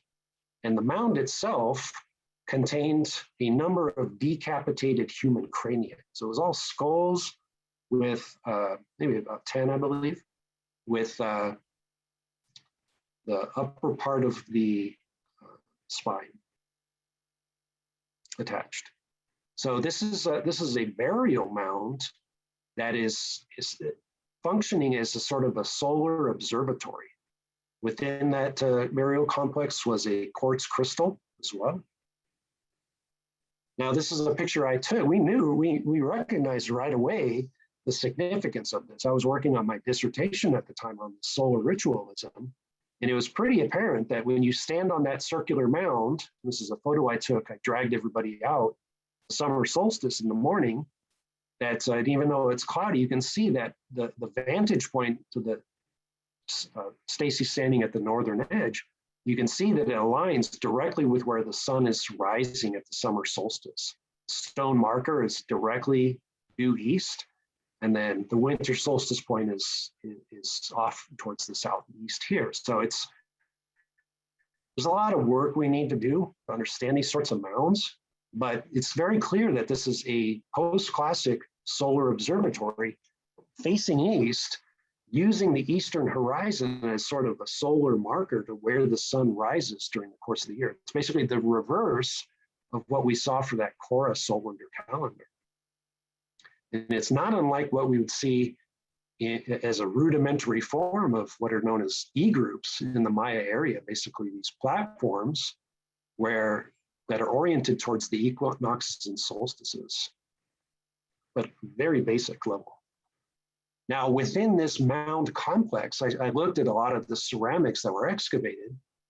A number from this solar mound were in the form of these lobed designs. And if you remember from my previous talk, I mentioned that these bowls or jars with this lobe design are basically, encircling it, are basically indicating that these bowls are like open floral blossoms. So even just it's very diagnostic. We can just see from the sherds that we can tell that this lobe design signifies that these are basically floral bowls. This is from the entire 850 to 900 to 1350 plus that mound was used. Now that quartz crystal, again, re-emphasizes the presence of it, the solar nature of this mound. Quartz crystals among the Huichol are basically the crystallized souls of ancestors who travel with the sun. So these are called Urukame. So I consulted the ethnography and determined that the mound complex with this crystal relates to this as a solar observatory linking ancestors, the souls of deceased ancestors, to the sun. So they travel with the sun as their soul is encapsulated within these crystals. Okay, so plural, urukate. Now we get crystals before the Aztlan area, quartz crystals, but not in solar context like this. And the ethnography is very clear about these. Lumholtz has talked about these extensively, as I noted. And these are often wrapped in cotton. So it's like the crystallized souls of ancestors wrapped in cottony clouds that the Maraakame, the ritual specialist, captures and brings down into these gourd bowls that people place in their altars. Anyway, complex. But we presented our ideas on this in 2010 and developed a manuscript on this as well. And we came to the conclusion that, again, this is a mound that was used throughout the entirety of the Aztlan period. It's focused on ancestral rain as a solar observatory that functions throughout both the rainy season and the dry season. The fluctuation between the dry season cargo obligation seasons and the rainy season, which begins on June 21st. So again, this is evidence that this mitote cycle, cargo cycle, was fully functioning in the Aztlan era. Now, what Mike Ornesorgen pointed out is that other sites like Amapa, some 20, 30 kilometers to the north, also has these sorts of mounds. So it's almost exactly the same type of mound complex. So there's one here, there's one here, and then others that are sort of related but pointing in different directions. We don't understand this fully, but we know that these are focused towards the east. Now, what's important about this solar observatory is that the largest known example of portraiture bowls in the Aztlan area were found in this cemetery region just to the north of it. Okay, so let me just mention too that what I did is I took old photographs from the 50s when the site was excavated, and I tried to reconstruct the location of where this mound was, this particular mound here. These are all of this is bulldozed, I should mention. Now, this mound up here is this right here. So I tried to sort of zoom in and place where I thought the mounds were going to be based on photographs. So this is an old river channel. This is where that mound complex is. And it's basically operating in the same way as the other one, that itself had a little cemetery attached. This is the ball court where it used to be anyway. So the solar observatory right next to the ball court, sort of like Pakime. Now, this is the view, if we use Google Earth to look at that mound complex. This is the line of sight on the eastern horizon at the equinox, due east. You know? So clearly these mound complexes are functioning as some sort of solar observatory using the Sierra Madre Occidental as sort of a calendar, the mounds in it. Now, Mauricio Garduño, just to the north, also observed that there's solar observatory ritualism at another site called Coamiles. So he has a little brief article here in Arqueología Mexicana, and he's written about this as well. But anyway, so the point being is that in this area where we are seeing a lot of these portraiture bowls, there's clear evidence that there's a solar solstice and equinox ritualism. And I think that these intertwine very much so in relation to flower world ritualism. So if we look at some of the bowls from Amapa, from that cemetery at Amapa, well, some of these animals, again, some of the bowls are fairly worn, but some of these animals we might be able to identify, for example, as a Coatamundi, nubby ears, long tail, claws, sort of a tapered snout that we might see with the Coatamundi. Mauricio Garduño has pointed out that this is a bowl from that coastal zone, this white ibis that you see in the estuaries in river systems around these sites. Betty Bell has drawn a number of these in her dissertation from the Amapa region. So these little birds, this is a bird inside of a plate. So something like you might see for a crane right there on the coast there. This is south of San Blas. Other birds, this is an image from Bell's dissertation, her drawing. And I consulted a biologist about these, and a lot of these, again, are just really hard to identify down to the species level. Okay, but some of them are fairly clear. You know, this is a crocodile with a spiky back and an open mouth. This is what you would see in the mangrove swamps there, right there around Amapa. Amphibians, so probable turtle, which is fairly similar to what we're seeing in examples from other parts of the Southwest, sort of this circular body, similar body position, triangular head, and so forth. Really similar. This is an example of early post-classic Botadero black on buff of a rabbit with a spiral body. And the legs come down with, these are all claws right here. The leg comes down with claws, probably a Mexican cottontail. So again, the point being is that they also are depicting a lot of the animals that they're seeing in their local ecosystem, much like Mimbres people are doing. And so where we see the most portraiture bowls is basically within this kind of core zone region along the Pacific coast. We do get some bowls outside of this region, but they're fairly sparse, you know. handful of examples, maybe like 3 or 4 or 5 up at Guasave, couple in Mochicawi, 1 bowl in El Teul, a few bowls in Tizapan El Alto and La Peña area, maybe 1 or 2 down here. But most of them are in this area here. I consider this to be sort of the central key zone. And that these areas are probably adopting ideas that are centered here. Okay, so these are some examples from Mochicawi that John Carpenter and Guadalupe Sanchez have pointed out: a feathered serpent, particular human with a feathered headdress. This is from Guasave, another human being in the center.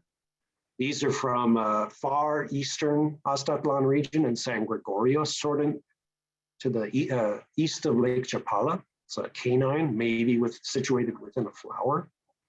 Okay, so we do get them outside that core zone, but again, there's so much work that needs to be done on these sorts of bowls, but they're there. Now, as I pointed out in my previous talk, there are particular gods that show up in the iconography in the Aztlan core zone. So the sun, Venus, and the feathered serpent. These are sort of a triad, or some of the most most important deities that we see in the iconography that we've identified so far. Now, what's important about these deities is that they show up within these bowls. These are basically like Huichol god bowls, Huichol effigy bowls in ceramic form. So this is Venus, a deity with both morning star and evening star aspects. One being related to order, morning star, and austerity. The other being related to chaos. The morning star deity is the creator of the mitote songs, and he's instrumental in the agricultural ritualism throughout the year. So this is a cargo bowl, probably of the morning star deity, who, if we break down the iconography, we can see him singing, probably the mitote songs. He's a god of war with flint knife blades. He's got stellar extruding eyes, so he's a stellar war god. And he's got a skeletal jaw, which is often found on fertility gods. Okay? And so I have I wrote about this in my dissertation, as well as a 2015 article in the Journal of the Southwest. So this is a god bowl, Venus god bowl. And there's other ways we can see Venus in these god bowls, but I'll just leave that discussion to these figures as individuals, the face of that god. We get an example in La Peña. We get an example, this one is from Zacualpan, and also an example way up in Guasave as well, sort of an anomaly that probably dates though only after 1300. We also see the feathered serpent deity.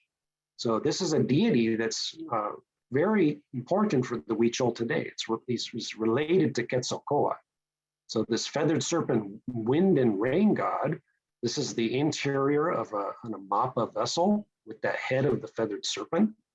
Now, we don't see a whole lot of feathered serpent depictions on the interior of bowls, but what we do see is the wind insignia of that feathered serpent god. This is a cross-cut conch shell. So the wind aspect of the feathered serpent is Ehecatl Quetzalcoatl, and he wears this cross-cut conch. That's what we're seeing in these bowls. So the god bowls of the feathered serpent are usually shown then as conchs, cross-cut conch, like a cross-cut conch trumpet. These are called Ehecatl in central Mexico. Okay, so this is an example of Quetzalcoatl, again, with his sort of cross-cut conch pendant on his breast. He's the wind that ushers in the rain. Now we see these sorts of cross-cut conch bowls, and I'm only going to illustrate these few. This is one from that far northern range in the site of Siqueiros near Mazatlan, but we see them in the Aztlan core zone. We see them out at El Teul, one, at La Peña and Cojumatlan, maybe a couple of examples. But the most that we see are in the core zone. Amapa alone has, by my count, at least 7 that I know of. Okay, so it's concentrated, it seems, in the core zone. And this is really kind of similar to what we're seeing in other parts of Mesoamerica. So Isla de Sacrificios in the Veracruz, Cholula in Puebla, Teotitlan del Camino in Oaxaca, the Huastec area. All of these are probably cargo god bulls of that feathered serpent wind god, in my opinion.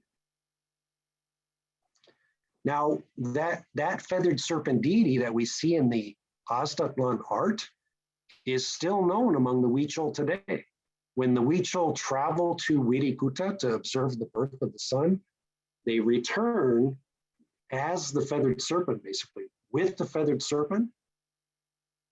Right? So this whole line of Huichol cargo holders returning from Wirikuta, bringing the sun with them, bringing the rain with them, form the body of that feathered serpent. So the cargo holders are the feathered serpent.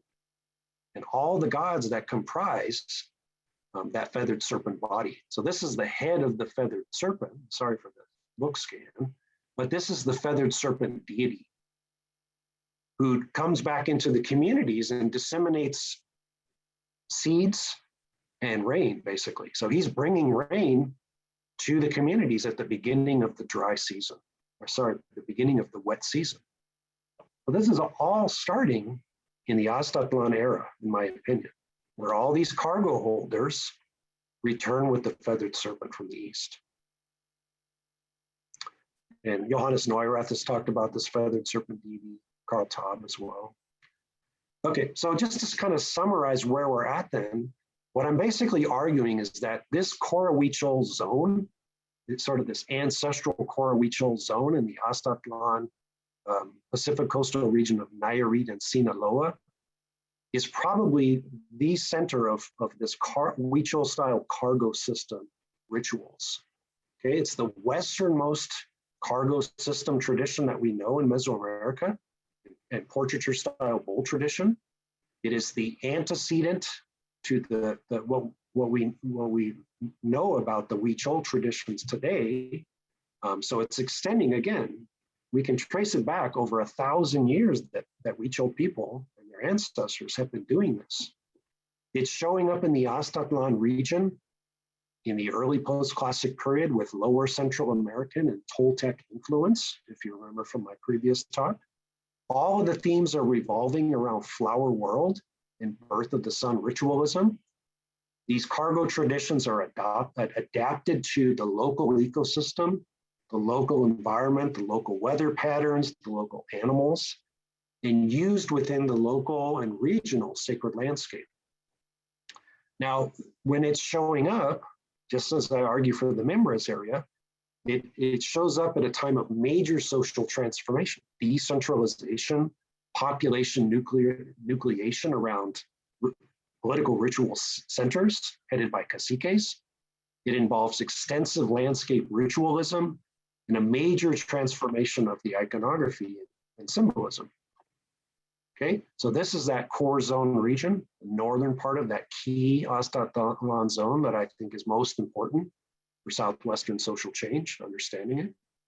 And so again, this is the detail of it. Basically from partly down to Vallarta, and I would imagine it probably goes even all the way down to Puerto Vallarta. But we just need to learn more about these areas.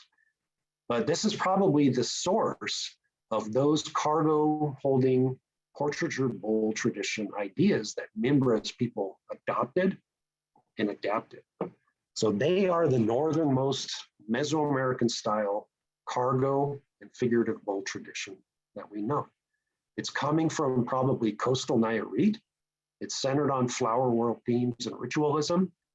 It is showing up just as Aztlan women are coming into Mimbres sites in the 900s, maybe even earlier. It is adapted to local Mimbres ecosystems, animals and plants, weather patterns, sacred landscapes, and local histories. And it also coincides with major transformations in Mimbres society, burning of the great kivas, shift to above ground pueblos.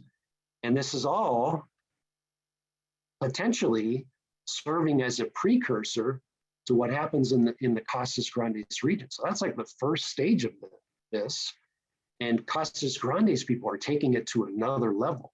But what they might be doing, if we think about it, is that their sort of three-dimensional effigy tradition, with all of their own diverse animal, human portrayals, could be just sort of cargo bowls in the round, if you will.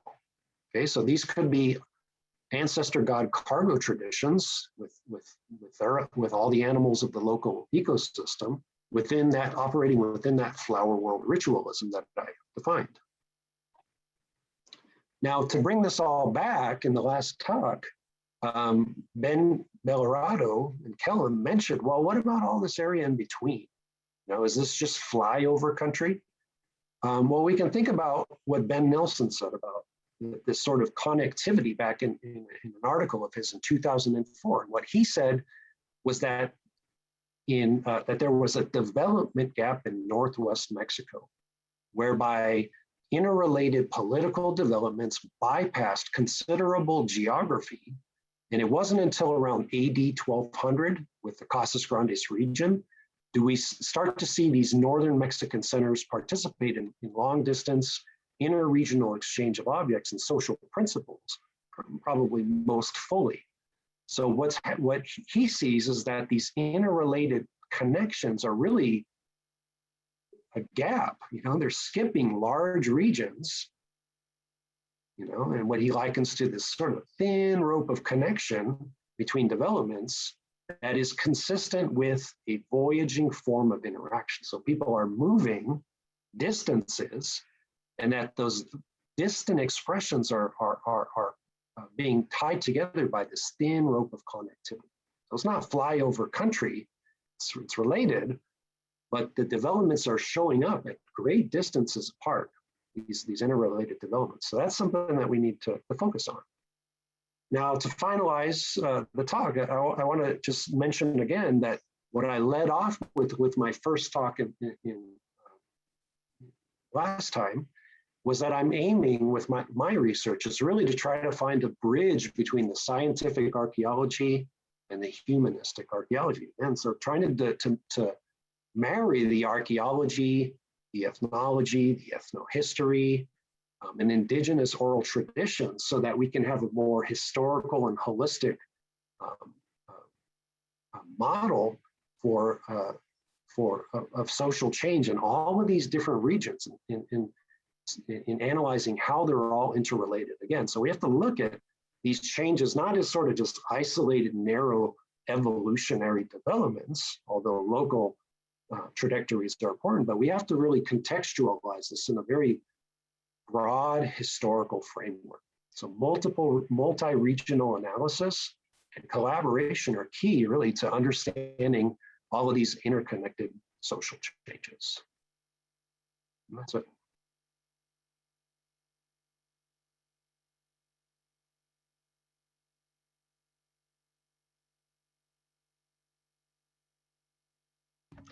Michael, thank you very much. That really tied together a lot of the pieces that I'd been thinking of, and I appreciated your response to some of my own and Ben's earlier questions about, well, what are the connections when you've got these what seem to be gaps between areas of similarity in material culture. And it actually resonates a lot with something I remember. I think it was Gerardo Gutierrez, who's a professor at University of Colorado, mentioning, which was that people from Mexico would have been perhaps most interested in some of the communities they might have encountered in what's now New Mexico, because they were similar to what they were used to seeing in terms of political centers and organization and farming technology and things like that. That it actually makes a lot of sense to see those connections. But I appreciate you addressing that from the last time around. Yeah. I did have, I wanted to get to a couple of the questions from the Q&A, one of which does have to do with those distances and connections. And that's just a little bit about, for those of us who aren't very familiar with Northwest Mexico and West Mexico, what is the terrain like if you were traveling from West Mexico, Nayarit, up into southwestern New Mexico? What would you be passing through? Is it mountainous? Are there big passes? Is it open terrain? What is it like? Well, when the Spaniards first came down from Compostela down into the Nayarit coast area, Nuño de Guzman, it was it was just, they described it as basically hell. You know, it's just like everything had thorns, everything bit you. You know, there was tremendous floods that drowned a number of the Mexican, Spanish, and indigenous cohorts that they brought with them. So it's just torrential rain. It's extraordinarily humid. There's a lot of mosquitoes. You know, it's hard. It's a difficult place to work. You know, but you get used to it.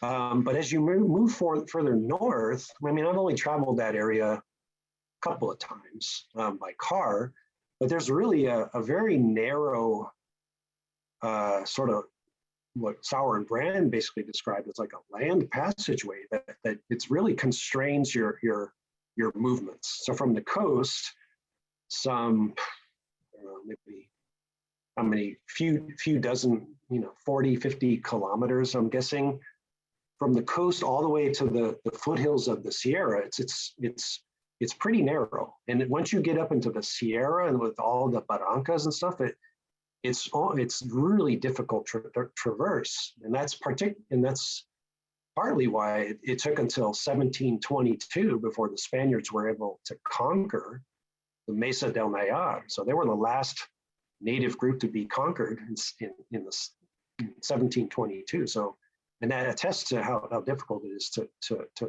traverse the mountainous Sierra Madre Occidental. The coast is the easiest way north.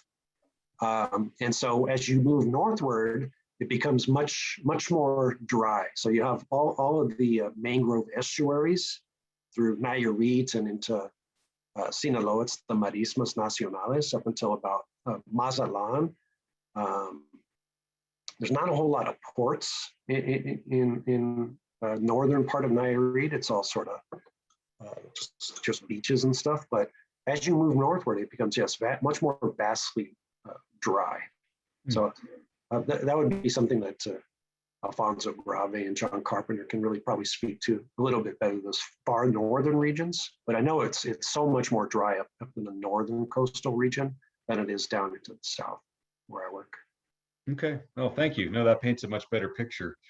I wanted to maybe touch on a couple of Huichol specific questions that have been coming in.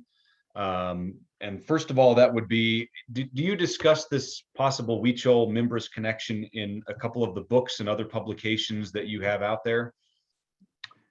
The Mimbres, okay, so the stuff that I talked about today, the portraiture bowl traditions, I have, like, as I mentioned, I have a series of articles that I'm going to be rolling out.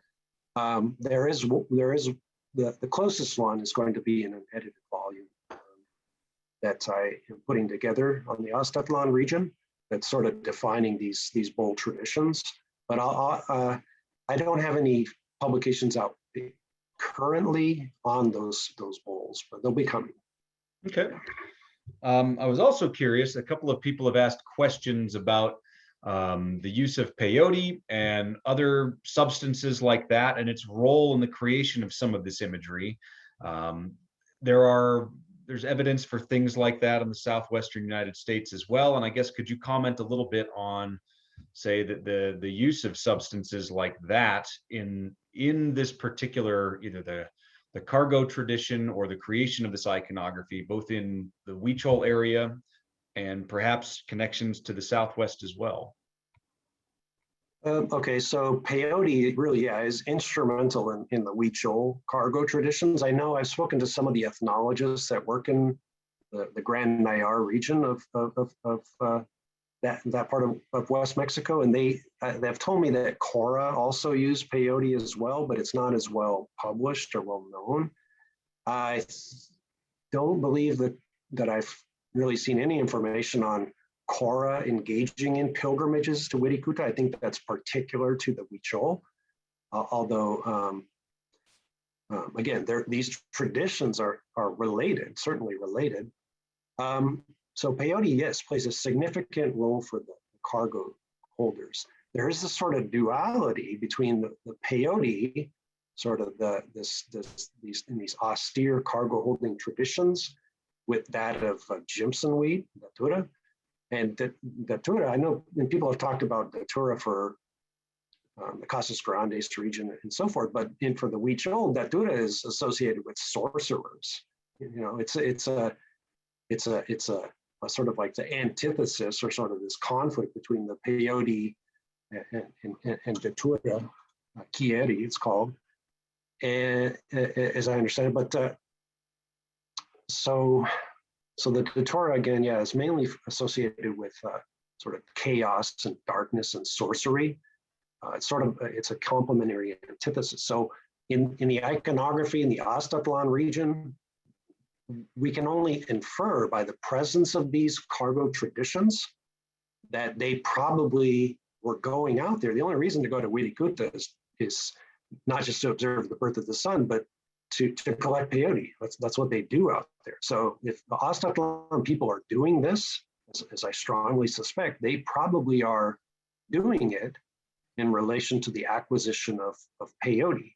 And if you recall what I mentioned, this is basically on that route across over to the Gulf Coast region. So they don't have to go that much further if macaws are coming from the Gulf Coast region to collect peyote, but also factor into some of these macaw networks if they existed over there.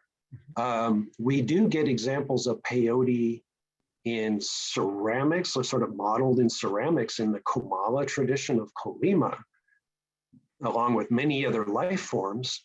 But there's no evidence that I've seen of any flower world in the Colima Comala tradition, which was much earlier in time.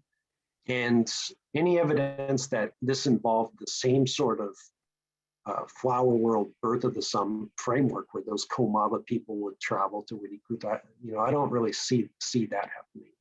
So short answer, yeah, we don't see peyote yet. I mean, maybe there's some dried examples in caves that we just don't know about, but I've not seen anything that I can interpret as a peyote button in the art. Well, thanks. No, I think that clears that up. Another question I had was just maybe a little clarification or elaboration that might help folks is to think, can you describe a little more what you mean when you say God bowl? And in terms of like, how do you think these vessels, which, correct me if I'm wrong, but I see them as they become sort of an animate personification of these particular ancestor individuals or deities, that at a moment that the cargo holder is actually taking on that responsibility, and the bowl is like, it's a key part of it as a performance almost, or more than a performance. It becomes that kind of the place of that ancestor being manifested from there. But can you elaborate on that a little bit? And maybe also in relation to the Pueblo world, where I think the use of the term like God ancestors or ancestor deities is perhaps not as common, and maybe not as well reflected in the ethnography, at least in my understanding of it. Yeah, so the terminology that it basically relates to what you're saying, is that these bowls with that imagery inside of it, of that deity, signifies that that bowl is like, it is the living ancestor god. So that person that takes on that cargo is that ancestor god. And when they go to live at the ceremonial centers, they are basically, those are the original, that's the original community of the first ancestors. So they are basically taking on the role of the first ancestors who established that center that grew into that ceremonial political center. So they're becoming those first sort of, I guess, people, first settlers, first people that first witnessed the birth of the sun and first established those ceremonial centers. So it's like they're taking on the role of ancestors who have become deified. They have long passed and become those ancestors that are the clouds, that are those crystallized rock that travel with the sun, the austere elders. So they're becoming living ancestor gods, and they're looked upon, as Johannes Neurath has written about, as being really dangerous. You're when they come back into the communities from their peyote pilgrimage, they are just full of this sort of, I don't know how to characterize it exactly, but just like knowledge and spiritual power that is really dangerous for sort of ordinary members of the community. And so they're sort of kept at bay, made fun of, and stuff like that. So they're living gods basically on earth, living amongst the community members. And that's a tradition that's fairly well attested in West Mexico ethnographically, and in the recent past. Okay. Absolutely. I guess in all the Huichol ethnography, there's a number of ethnologists doing really incredible, detailed field work for immersing themselves in the community collaboratively, and so that is well attested to for sure in the ethnography. Okay, I guess I'm just trying to figure out the resonances between that particular ritual practice or religious practice and what I'm familiar with in the Pueblo world, which it seems like there is ancestor veneration, but I'm not sure that people would necessarily see some of the historic and contemporary Pueblo figures like Koshari and Kachinas as necessarily being as explicitly ancestor deities, or they probably wouldn't frame it in those terms, but well, deceased ancestors whose breath have become the clouds, basically. So okay. we do see post membres. I mean, in Sikyatki polychrome, there's other ceramic types in the Southwest. Some of the glazed wares I mentioned in my talk, the Capitan icon, have that is found within the center of glazeware bowls. So some of the Sikyatki polychrome bowls have imagery in the center as well, and they might even be sort of tapping into, and some of them have like Katsina-like imagery as well. They might even be tapping into some of these earlier ideas that are showing up in the kind of the Mimbres and Casas Grandes area, but just in a sort of new form or something. Does that make sense? Mm-hmm. It does. No, thanks. So here's just a quick question. Mike Carolyn was wondering, what was the name of the Jesuit who had the 1673 map, just to remind us? It's Antonio Arias de Saavedra. So there's an article, it's in Spanish, but there's a 1975 English translation of it by McCarty and Matson. Kieran McCarty, Dan Matson. Super important document. And then finally, Marilyn has a question here. I'll just read it verbatim. That's probably the easiest way. And they ask, what motivates you to raise the issue of giving equal consideration to descendant Indigenous oral history? And to what extent do you believe, or can we believe, a contemporary person who identifies as being from a specific Indigenous group? Or how do we evaluate that claim? Because you work a lot with ethnohistory and ethnology. And I think that's actually one of the most important things that I've really enjoyed about your work is exactly that holistic approach that you've taken of looking at contemporary Indigenous communities, the ethnohistory as we know it through Spanish documents or Spanish influenced codices, and kind of weaving that together with the archaeology. So could you speak a bit to the importance of working with those Indigenous traditions of West Mexico today, which are providing so much insight into these particular practices in the past? Okay, well, I mean, I don't have a personal motivation or anything, but for me, just in looking at the past, it humanizes the archaeology. I mean, it's some literature you read, and I mean, and I've read Indigenous people say, well, where are the people?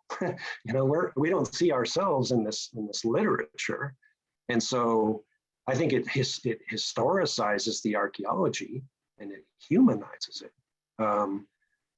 and so I think it's super important. I mean, because there's so many insights I've gained by reading the ethnology and the ethnohistory about in terms of the archaeology. None of this stuff I have talked about would have been possible if I didn't consult the ethnography and ethnohistory.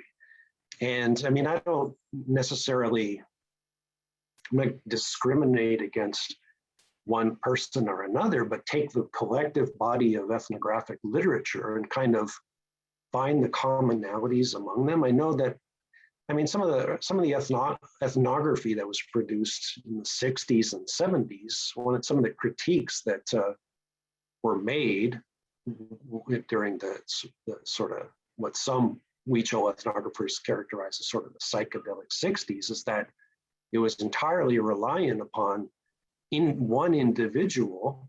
Like Phil Wigan talks about this, Jay Fikes talks about this for the Huichol, that 60s and 70s ethnography is sort of ahistorical. It doesn't really talk about social and political organization. It is derived from one individual who did not participate in the cargo system traditions. So, I mean, there's a lot of importance to those accounts still that I consult, but I also try to read widely and try to find out where there's commonality and divergence. And it just gives you a broader perspective, and it gives you alternate ways of looking at the archaeology and making interpretations. And what I try to do is find those commonalities. And my interpretations, I think, are pretty conservative, actually. I don't really try to go out on the limb in terms of any interpretations unless I can find multiple sources that corroborate the types of interpretations that I'm trying to make. So if it doesn't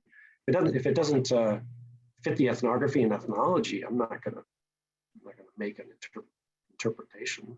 It's because it becomes more sort of subjective, what I think it is, rather than what the ethnology and ethnohistory say it should be. No, thanks for explaining a little bit of your methodology behind how you create these interpretations. And also just thank you for sharing this with us today. This has really made me think a lot about what I thought I knew about Mimbres bowls, and it's made me think a lot about the rare effigy vessels that we do find in the northern Southwest, up where I work, where we do have occasional anthropomorphic effigy vessels. And suddenly I'm going, is this something that am I at the very northern extent of a reverberation of this tradition you're discussing? Right. And I had not given nearly enough attention to cargo traditions in West Mexico. I had to do some quick reading while you were talking today to answer a few questions for people behind the scenes. And I went, oh, I've overlooked this. This is great. So I'd like to say thank you for what you've spoken on today, and also like to say thank you to everybody, all of our viewers out there, and to let folks know to tune in again next week. We're going to have another fabulous talk. And yeah, thanks again, Dr. Mathiowicz. This has been really fantastic. Appreciate your hard work and your willingness to share it with us. Thanks so much. Yeah, I had fun. Thank you. All right. Have a great evening.